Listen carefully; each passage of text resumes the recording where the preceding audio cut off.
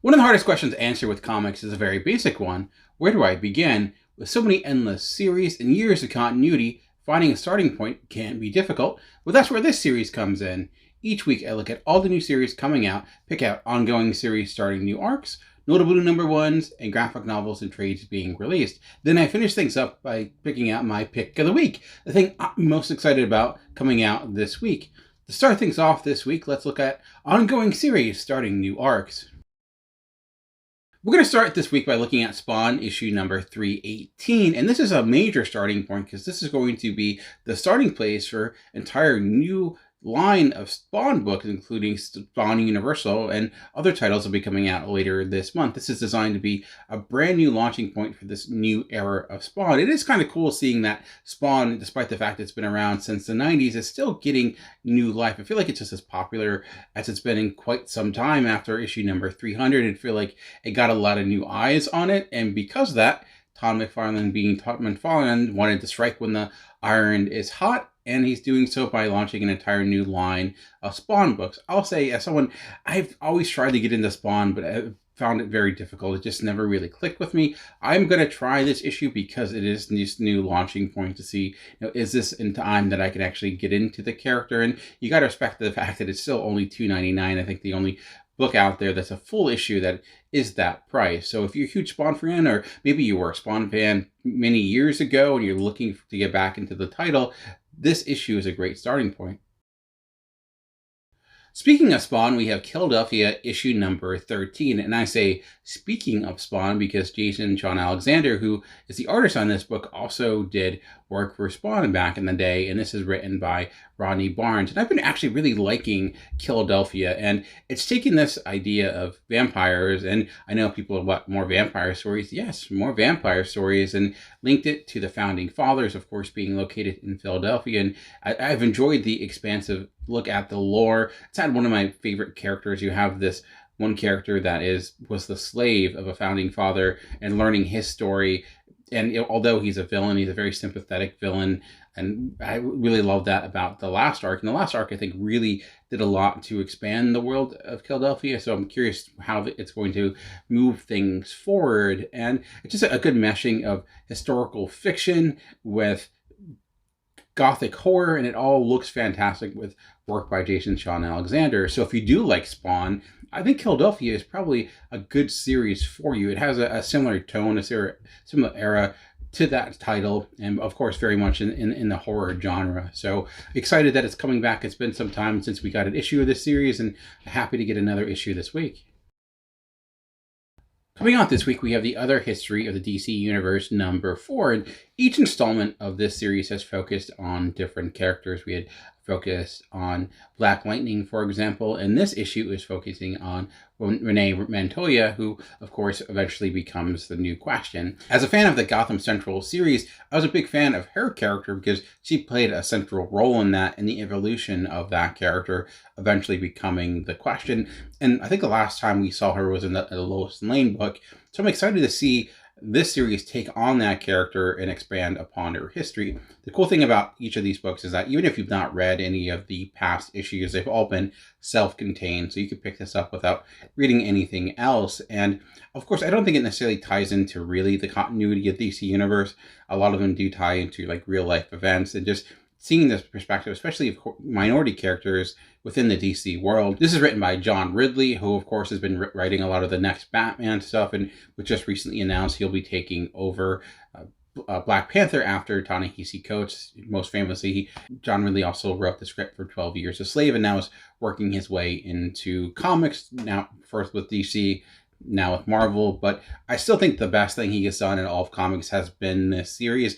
It's more of a comics prose type of style where you have one still image and text on one page, so you don't necessarily have the format of a typical comic with a 6 or 9 panel grid or something like that. So I feel like it has fit his mold a little bit more, especially coming as a screenwriter. I think the adapting his style for comics has been much more fitting for this book. So even if you've not loved some of his other stuff, I do think this is worth your time, because it's, I think, where he's been able to shine and really delve into what makes him a good writer the most.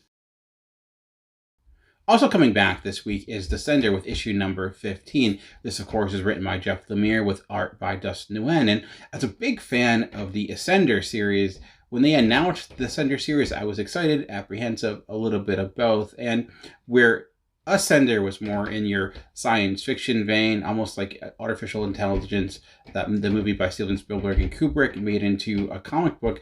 This has been more within the fantasy genre, although still dealing with science fiction, kind of a meshing of both those genres, where this has been a world without technology, mostly focused on magic, but that has evolved throughout, taking place in the future of the Ascender book. If you've not read Ascender, would you like the Ascender? Would you be able to follow it?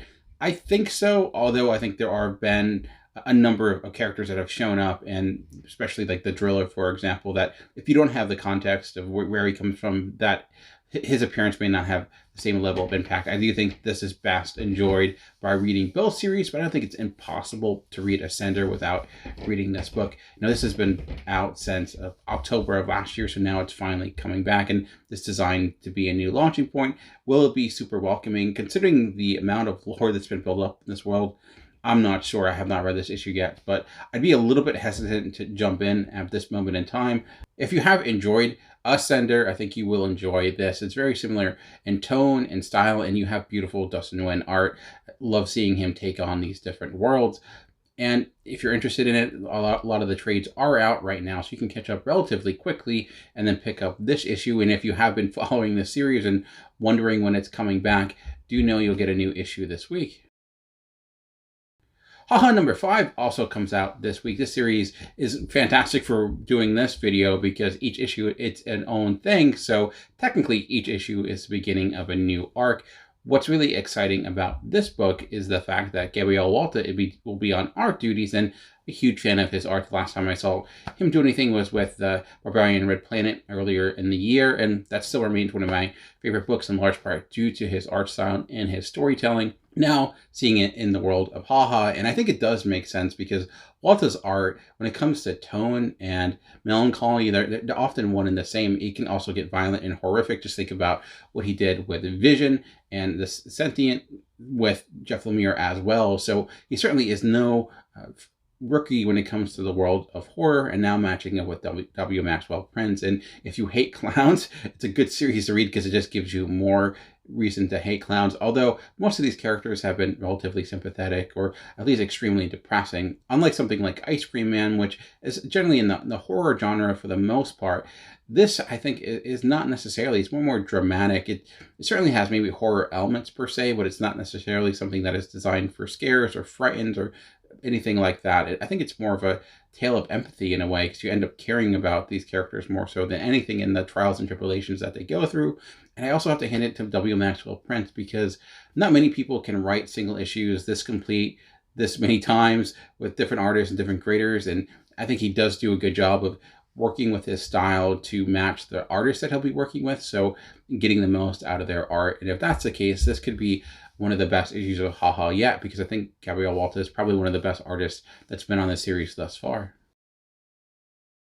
The last ongoing series starting a new arc this week is Money Shot with issue number 11. And Money Shot has been quite the series, and a series full of sex, science, and aliens. What more can you want in a book?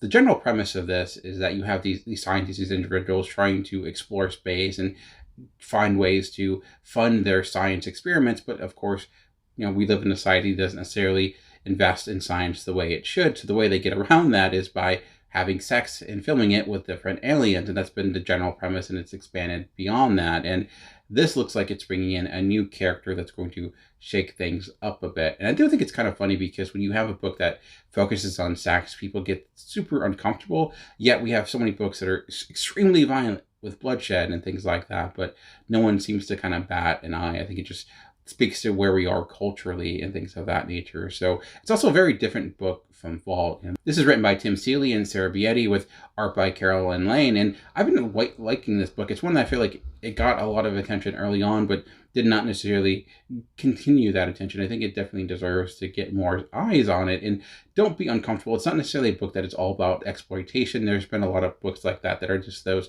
those cheesecake art books that don't have much story or depth. I don't think that's the case with this book. There is certainly meaning behind this, even if you definitely just look at the premise. Clearly the social commentary is there. Plus it's fun and it's funny and it's an enjoyable read. And when you have books across the landscape of comics that tend to be serious and dour or violent, and you want something that is a bit of a reprieve from that, I definitely would advise checking out Money Shot number 11. I mean, even in the title, you kind of get what it's talking about, right? Now we talked about ongoing series starting new arcs, let's look at notable new number ones coming out, starting with Stargirl Spring Break Special number 1. And this is written by Jeff Johns, so no doubt this is inspired by the Stargirl TV show that's out and perhaps coming back for a second season. I don't know. There's so many superhero TV shows anymore. It's hard to keep track of when things are starting and going. I did watch a few episodes of the Stargirl show. I liked it. It was enjoyable. It was fine. And I think I was watching it through my DC app and I eventually didn't continue it, so I just lost access to it. But maybe we'll go back to it one day. But if you do love Stargirl, and I know a lot of people do, you're getting a new issue. And this, of course, is written by Jeff Johns, who who used to be, I think, a mainstay in DC Comics, but of course now is kind of comes and goes because he's been working mostly with TV and movies, of course, with some controversy there for a multitude of reasons. However, if you want an issue about this character, this is only a one-shot. This is not a continuous series, but I know there's some fans of the character, and luckily the good thing is that you don't have to worry about the next issue being delayed because there is no next issue. But if you want something that is very in the mold of classic Stargirl, you'll probably get it with this book. Also new from DC this week, we have Mr. Miracle, The Source of Freedom number 1. And no, this is not a continuation of the last Mr. Miracle series, which was done by Tom King and Mitch Gerads. It's a different creative team and a different Mr. Miracle. It's the new Mr. Miracle. And this is done by the same writer who did the series for Future State that was in a couple of the Superman books and kind of popped in that. And that's actually why I'm quite excited about it, because I did really like that ongoing series, that mini series that did show up. It's one of my favorite parts of Future State. One sad part though, it is a different artist. I can kind of get it. I mean, that art was not your universal style you typically get with DC. Very different than the normal DC house style, but I thought the creativity within it was really good. Generally though, I thought the story was good. It was a very small scale story, so I'm interested to see how does this go moving forward now that was really focused on one small specific area. When does this take place? Is it related to Future State? DC tends to be a big question mark right now, so I'm not fully sure. The artist Fico Osio, and I apologize if I pronounced that incorrectly, is one I don't have a lot of experience with. Most of the work I see is from books from IDW that I have not personally read, but one thing I do love about comics is potentially getting a new artist to be excited about. But this is a Mr. Miracle character that I don't know much about. I really read the majority of the stuff I read about him was in the Future State book, but that makes me more excited because you don't have to worry about trying to link this to the past Mr. Miracle series. It can be its own thing. And I do love it when DC does allow smaller side characters to get their own books, even if they're only in miniseries, because I feel like that tends to be some of the best things that DC does. And especially with creative teams that are not necessarily named teams as of yet, but giving them freedom, giving them a character that is not super tied to any event or continuity tends to yield good results, and hopefully that'll be the case with this series. Speaking of characters I don't know a lot about, we have Reptil number 1 from Marvel Comics. And this is, again, a creative team I don't have a lot of experience with. And sometimes I'm excited about that. I'm always open to learn about new creators and new writers and things of that nature, because it gives you more people to be excited about in the future. And Reptil is one of those characters I think Marvel has tried to make work at a number of different degrees. And I can kind of get that. Marvel, I think, is very focused on getting characters that can appeal to different types of age groups, and they've been successful with things like Kamala Khan, of course. Now we're seeing the TV show. No doubt they're looking at Reptil as a character that could probably appeal to even a younger age to a lot of kids. I mean, he's like a dinosaur and a kid at the same time. I think that is the dream of a lot of children. As a person with a 6-year-old who loves dinosaurs, I certainly think this would be a character that would catch his eye. And I hear a lot of people say things like, who cares about Reptil? And my thing is, well, that's why you make a book like this. No one cared about Spider-Man until you made a Spider-Man comic. I mean, when Spider-Man came out, the idea of a Spider-Man would probably be as foreign as a character like this. And given an opportunity, you never know, what can happen. Is this going to be as popular as Spider-Man? I highly doubt it, but something could come out of it. And I at least appreciate the attempt, right? We always talk about how we need new characters, especially characters that are not a new version of an old character, like a new Batman or a new Superman or, something of that nature. And that is what we have here, a character that is unlike any other character that I can think of that's currently popular, and trying to put some attention on that character. I don't think it's necessarily a bad thing if only the comic can follow through with that. We'll see what happens, but I'm interested in at least appreciating them trying to expand their horizons, both with the audience they're choosing and the types of characters that they're putting in the pages of their comics.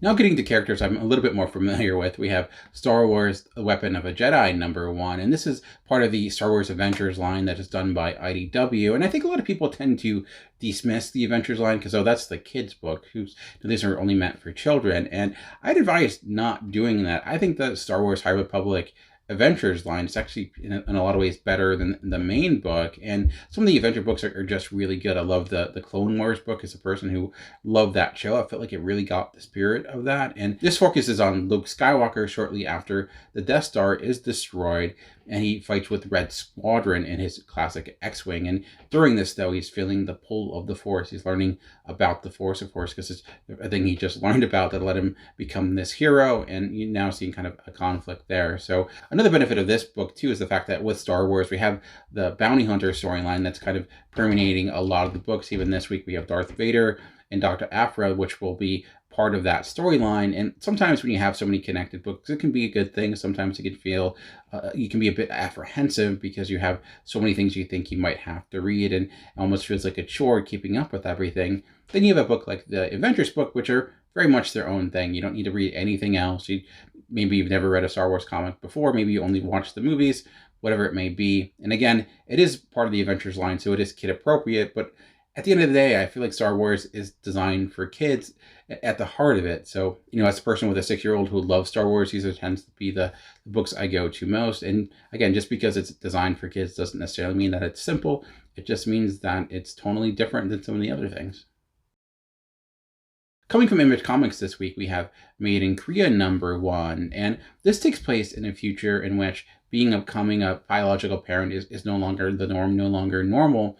But to help with that, we have Jessie, which is the first true AI system. And Jessie is a system that is growing and learning and going to forever change what the family dynamic looks like. And one would think with a name like Made in Korea, with I think it's two things like the propaganda of North Korea, that this will have an additional social commentary element to it as well.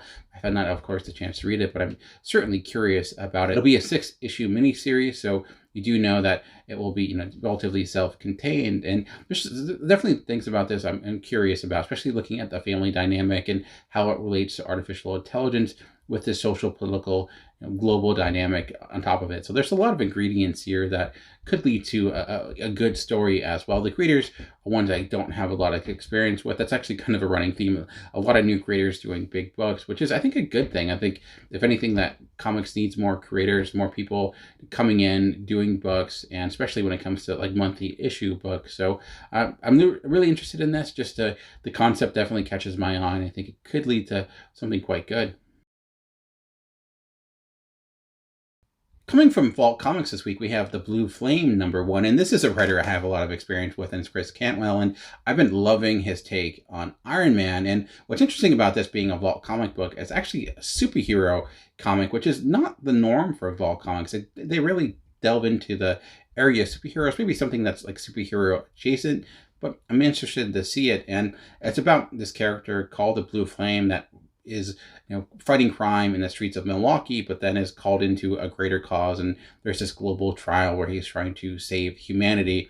And seeing what Chris Cantwell has done with the Iron Man mythos within his book, and just how fantastic that run has been, now knowing that he kind of has this ability to write a brand new story that is not linked to anything else, it certainly feels like it has elements of something like Green Lantern to it. I'm not sure, maybe with the meshing of Iron Man. I don't know. There's a lot of possibilities with this book.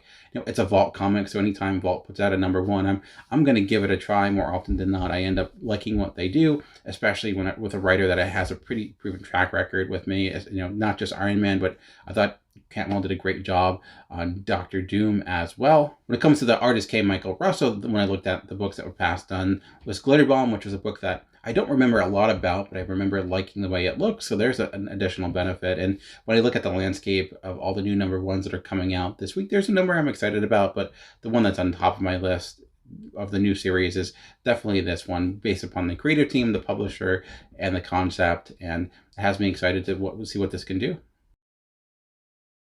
The last #1 we're going to talk about this week is Redshift #1 from Scout Comics, and this takes place in a future where the humanity's trying to survive on Mars, but that's not working out. And we've seen some books like The Martian or things like that, where you see people going to Mars, thinking it might be one of those last bastions for humanity. We see that is not working out, but we need to find a new home. And the person that's doing it, the astronaut that's in charge, is a person that's also scared of space, just to make things more complicated. I've read a lot about this book, and it seems like there's been a lot of research put into this. There's been a lot of comparisons to things like Interstellar, which is a movie I respected more than enjoyed. I think there was a lot in there to appreciate. So not that it's going to be at all the same, but anything that deals with space exploration, anything that I think especially tries to delve into the science of it, has me excited. Again, a situation where I don't know much about the creative team, but the concept and the idea behind it is the biggest reason I'm looking forward to this issue. Now that we talked about new #1s, let's move over to the world of trades and graphic novels, starting first with Crossover Volume 1. And this is a book that has gotten a lot of attention in the world of comic books, basically because it's a comic book about comics run by Donny Cates with art by Jeff Shaw. As a huge fan of God Country, I was really looking forward to this. And I don't think it's been as good as God Country, but it's been a lot of fun. And I'm also just impressed with the machinations of what they had to go through to make this book even exist, with the different characters that have shown up from different publishers and different creators. And of course, you're not going to have Superman on the pages, but I think they've done a good job of at least getting different characters to make the crossover feel actually like a crossover. And I do think the last few issues have been some of the best of the series thus far. It's really getting into high gear. I don't know how long the series tends to go on. I actually thought it would only go on for a short while, similar to God Country, but based upon the ongoings of the last issue, there's actually a lot of longevity possible for this book, so we shall see. If you're a huge Donny Cates fan, I do think you would probably like this. It's different than something like Venom. I don't necessarily think it's going to hit the sensibilities a lot of people thought it was going to, or it was going to be this big bombastic story. I think mostly it's been generally character focused for the most part. It's been a little messy at times. Sometimes it's just been a little all over the place, but I think it's starting to find its footing right now. I would be interested in kind of reading it in trade and seeing how it reads in that format. But again, it's coming out in trade. If you've been interested in knowing what all the conversation's been about, you now have the chance to find out this week. Also coming out from this week is Zig Zag, and this comes from the world of Fantagraphics. And I actually debated about, should I put this here, or should I put it in new #1s, because it's not a full graphic novel, it's more like an oversized one-shot. But considering most people think of Fantagraphics, they think graphic novels, that's why I'm doing it here. And this is by the mind of Will Sweeney. And if the book follows through with just the premise that it explained in the solicit, I am wondering what this book is going to be, because I cannot do the description of this book justice. I'd advise reading it yourself. It deals with this individual that is growing from fungus and becomes this interstellar police officer that's going to different dimensions. It's very weird. It definitely feels like a book that would be published by Fantagraphics. As someone who does love Fantagraphics books more often than not, some are even too weird for me. If I just looked at the cover of this, I looked at the description, I'd be like, yeah, that's probably going to be published by Fantagraphics, those books that tend not to be weird. When I look at the general design of the cover and almost the tone that tends to hit me, the style is very Daniel Klaus type of look to it. I don't know if that's at all what the story is going to be. It was hard just finding preview images of the book itself. So I'm intrigued, though. I think it was successful in making me excited, just because I'm like, what exactly is going to happen in this book. There's a lot of possibilities, especially with it not being a full graphic novel and something that's a little bit on the cheaper end. So if you ever wanted to read Fantagraphics books, and they can be a bit expensive, this will be, a one for you to check out. Of course, Red Room has been getting a lot of acclaim and attention, and this is something that is very different from them. But if you want to see all the different types of flavors that you can get from Fantagraphics, this might be a book you want to check out. Next up, we have Godzilla Unnatural Disasters hardcover, and this is actually a collection of 3 separate Godzilla stories, most notably Godzilla and Hell. And one thing I'm excited about, actually, I did read Godzilla and Hell because of James Stokoe art, and I'd advise reading it just for that. Maybe, picking this up if you're a huge Godzilla fan, and we've seen so many kaiju things as of late. There's been a lot of kaiju books.